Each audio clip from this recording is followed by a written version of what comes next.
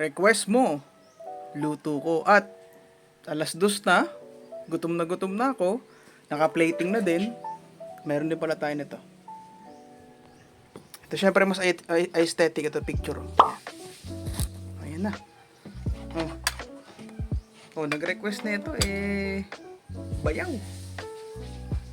Bayaw o hipag. Basta yung kapatid ng aking ni waifu. Si Julie. Yan. Ito na yung request mo. Nagmamantika na, although wala sa request mo yung nagmamantika, pero ang pinakagulay ng Bicol Express yung sili.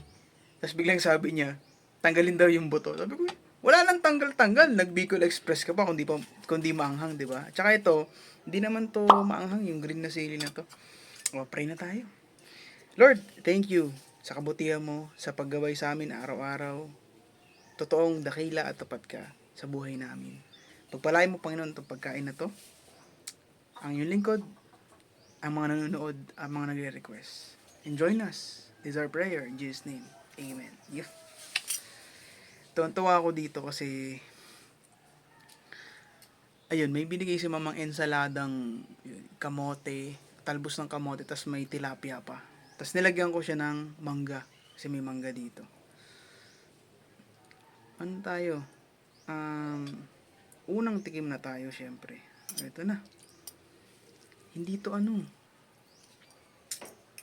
maanghang, sabi ko sa'yo. Tapos yung talagang dry na dry yung, hindi naman dry na dry.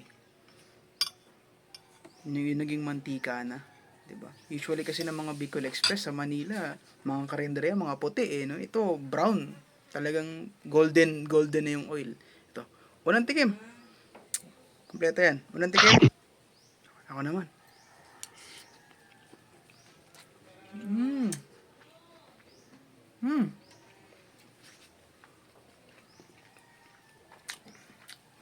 Yung taba na kala mo gelatin. Hindi, may pagka-melt in your mouth na siya pero may kagat pa rin. Ayoko sa baboy yung sobrang lambot na hindi mo na mamalayan, sobrang dami mo na pala nakakaing taba. Gusto ko yung merong, conscious ka pa rin na taba to. Yung yung spice level niya is nasa siya, since hindi ko talaga tinanggal yung buto, nasa 6 or 7. Kaya naman, tolerable. Kuha tayo nitong ensalada.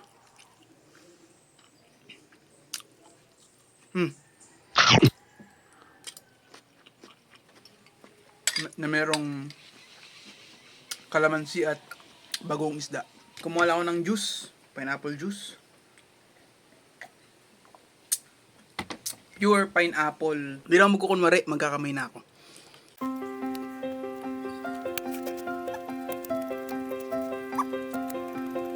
Bagay na bagay siyang pambalanse itong ensaladang talbos ng kamote.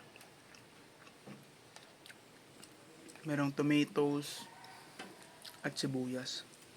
Bagay na bagay siyang pambalanse dun sa richness or fattiness nung Bicol Express. Yung ginamit ko dito na is yung Barrio Fiesta, yung sa ginamit natin sa kare-kare. Yun na lang yung nalagay ko.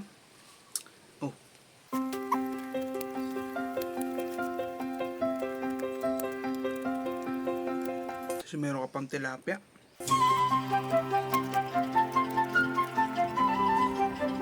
Rating ko dito usually kasi pag Bicol Express, gusto ko talaga may gulay.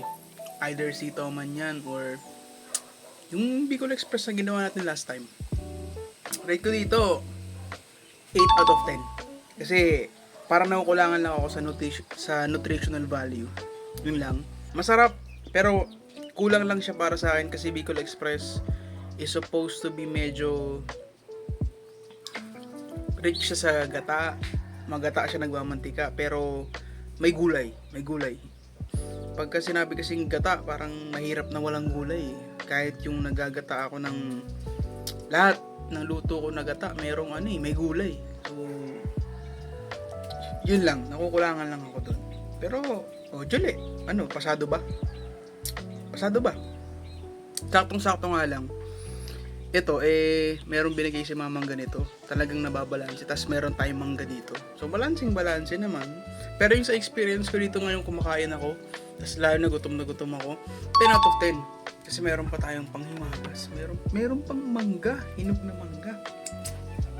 Talagang perfect. Pero yung dish mismo, 8 out of 10 for me. So, wala muna magre-request kasi marami pang nakapila. Yun na lang muna. Stay wholesome. God bless.